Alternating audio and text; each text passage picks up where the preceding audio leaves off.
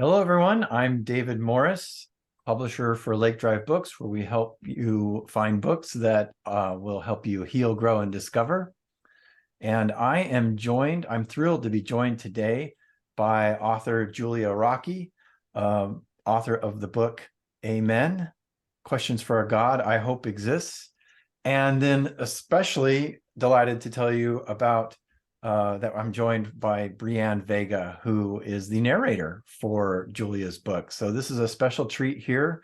How are you both doing today? Great, thank you.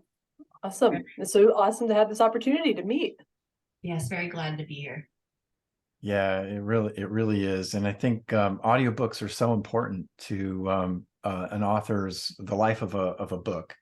And it just gives people more ways to encounter the material, maybe even in a slightly different way. And that's what the book is about. It's not just about, sales and making money and fame and fortune for Julia. It's about making an impact on folks. And, so there's a very real reason why at Lake Drive Books we try to do audiobooks with all of our books. But enough about that. I think people in general, Brianne, are kind of curious about audiobook narrators and who is that person behind the microphone that you don't necessarily see. Tell us a little bit about how you got into audio narration for starters.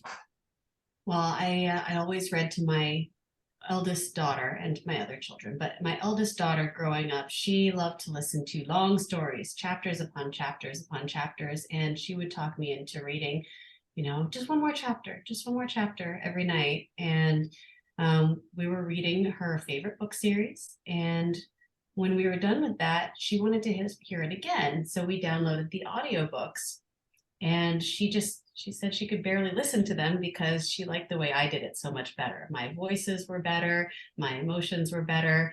And she was a precocious girl at 8 years old, telling me, how she's comparing and contrasting between me and like professional narrators.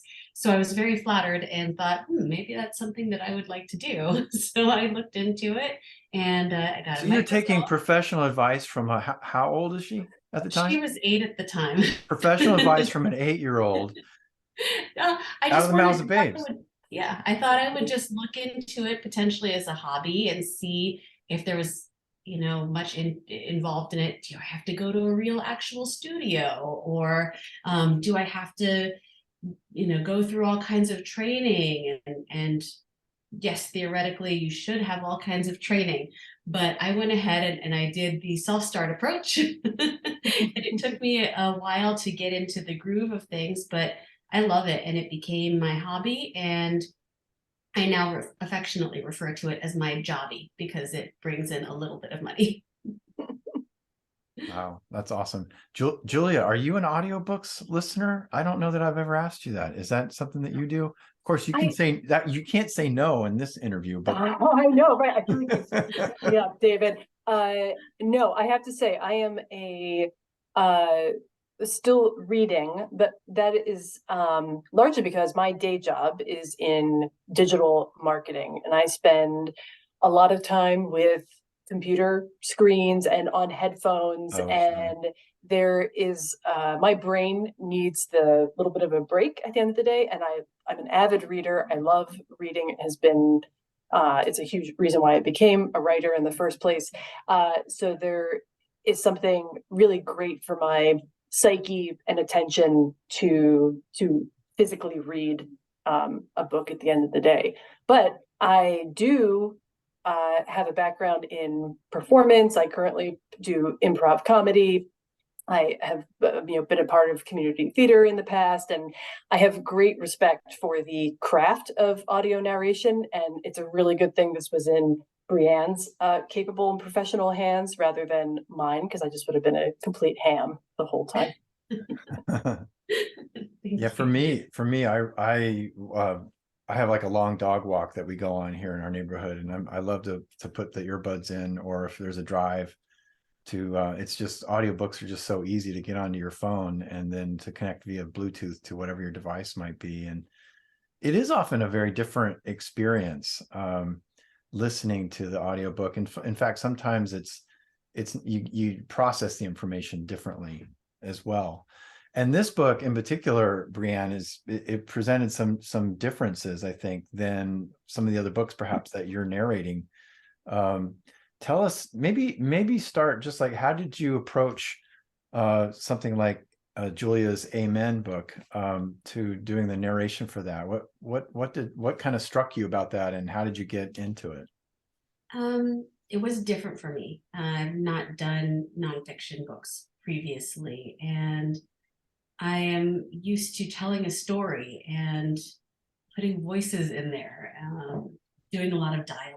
And so this was different for me because I didn't need to think about those different aspects of it. So it allowed me to be more introspective and allowed me to be more myself, which I think helped me absorb the material as I was reading it. And being able to absorb that material helped me to be much more present in the reading, rather than just trying to think, okay, what voice is coming up next, and what part of the story is coming up next, and what's the motivation of this character. And I think that's a big part of why I loved doing this reading so much, is because it allowed me to just kind of commune with myself and just kind of understand the material on a different level. Really just kind of connect with it. Mm-hmm. So this is a book of essays and poems and prayers. Mm-hmm. And so it really wasn't like I was talking to somebody or telling a story. It was like a prayer. It was like a prayer to me. It was helping me to communicate with God in a way that I haven't been able to do in a long time.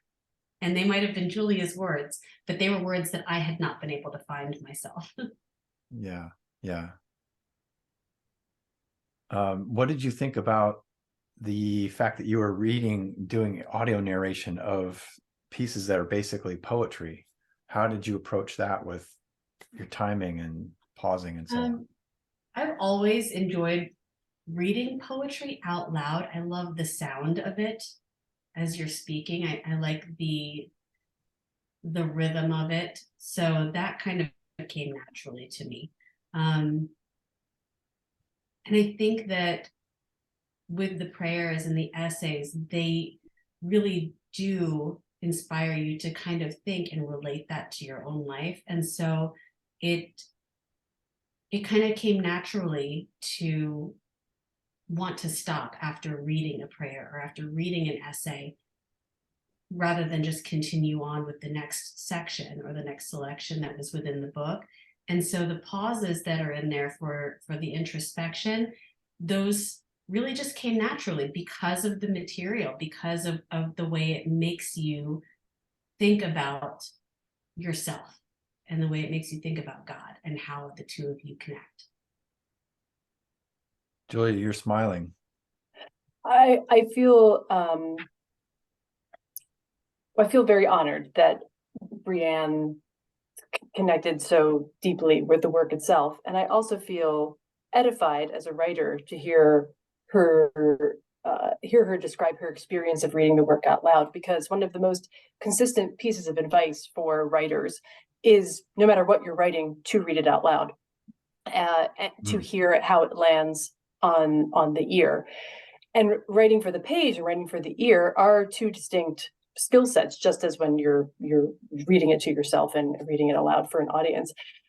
So to hear Brianne talk about that, she felt the pauses, that she felt the flow of the piece. I feel like I did my job right as a writer, because I was very intentional with the word choice. I was intentional with the line breaks. I was intentional with commas and dashes. Like, I wanted to build in that breath. I have been a singer for a lot of my life, and as part of choirs and things. And there was something really powerful about that shared breathing with people when you're all breathing and then singing again at the same time. And that musicality and that rhythm is a feeling and a skill I love to apply in writing as well. So to hear Brianne reflect it just is a real honor to me. I'd like to ask you, Brianne, a little bit about the content of the book. We talked a little bit before this recording just about what your experience of reading the book was like for you personally, and we don't have to get into all those details, but I'm kind of curious. You relayed some challenges you've had in your walk of faith and your relationship with religion proper. Why do you think there's a need for a book like Julia's? Or where do you think people are these days that makes Julia's book a help to them as it was for you? Where are you, and like, why do you think you are where you were?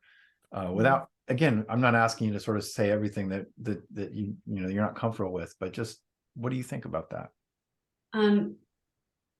I was struggling with my faith a lot for many years overall, but in the last year in particular, the weight of the pandemic and my family just being at home all the time, and I am an introvert, I need my alone time, but everyone just being home all the time, just the additional stresses that are going on in life, I could not get outside of myself, and I was depressed and just struggling to see the good in people, and I just felt like I was missing something.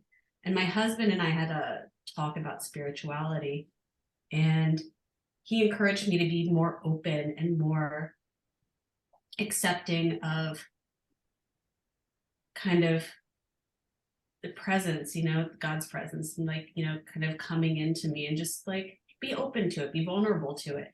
And then the next day, Julia's book was there for me to audition for. And I just felt the presence saying, here, this is for you. This is for you to do.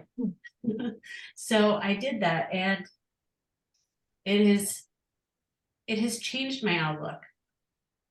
And in the last month, I am happier, and I am less involved with myself, and I am more present for my family. I'm more present for my friends. And one of the things that I think that a lot of people struggle with now is that they're too wrapped up in themselves, and they're too wrapped up in what other people think of them rather than what they can be for others, what they can put out there.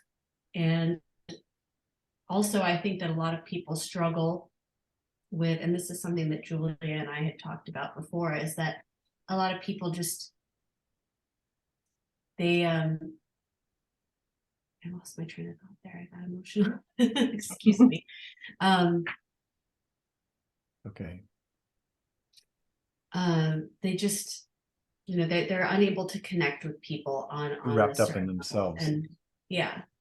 And it helped me understand that not everybody has the strong conviction, and it's okay to have the doubt, and it's okay to waver in your faith. But if you're able to connect with people on like another level and be present in your relationships with them, it's going to help you reignite your own faith, because you're just more connected with everything. And if God is everywhere, then you're connected better. Yeah. How does that resonate with you, Julia?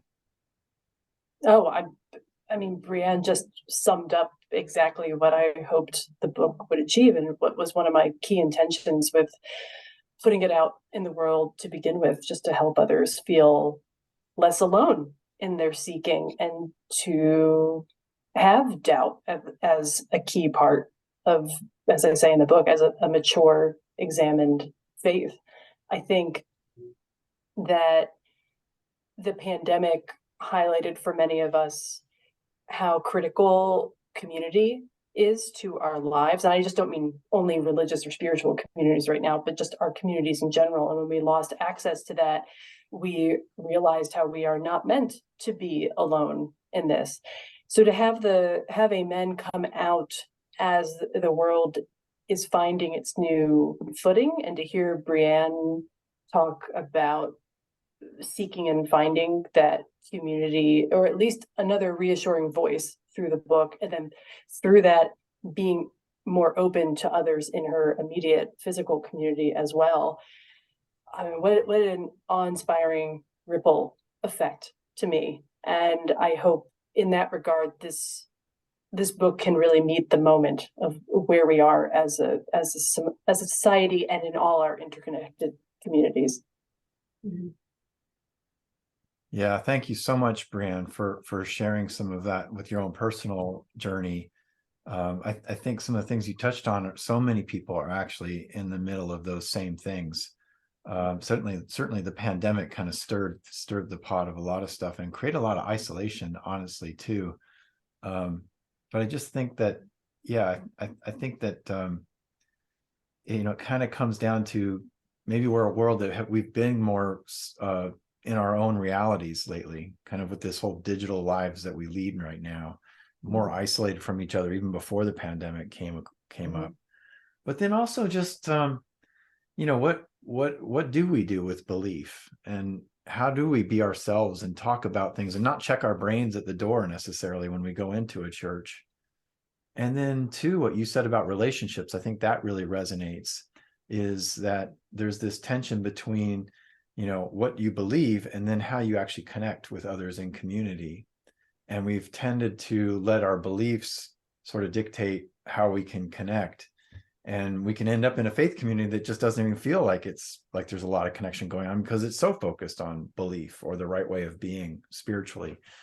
Yeah, I think what you are relaying is what so many of the readers of Julia's book are also experiencing. What we try to do at Lake Drive Books too, for that matter, is just help people kind of create that space and see themselves in a more holistic manner, and hopefully find their way forward, whether that means they're going into a church or whether it means they're just being more compassionate and loving human beings. I mean, I think everybody's in a different space on that journey, and I'm glad that amen could be part of that. So amen to that.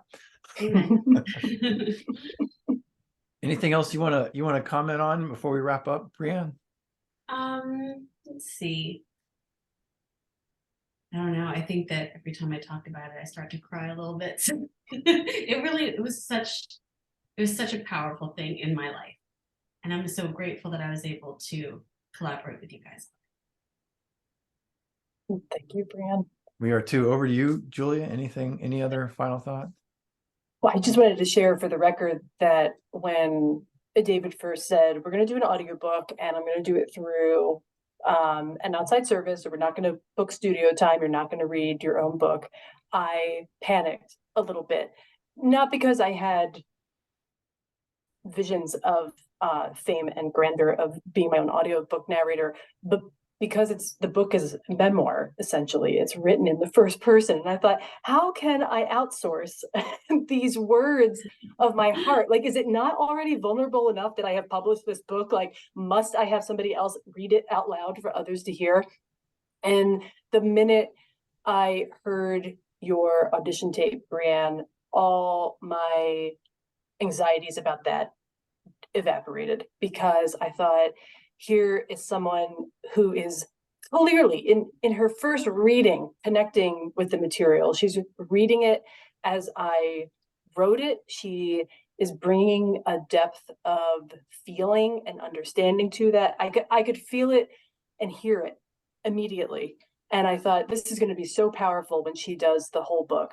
And it really is. And I can't wait for people to listen to it, to hear your voice and amplifying my voice, and not just amplifying it, but adding to it, bringing your experiences, your perspectives, your connection with the divine. All of that comes through in the reading, and I think people will just love it and draw so much joy and comfort from it. So thank you for that gift. I appreciate that. It's so nice to hear. I'm glad that you thought that I portrayed you very well. Oh, yay. I'm loving this. Well, I could go on about this, but why don't we just wrap up by saying, so where can folks find you, Brianne?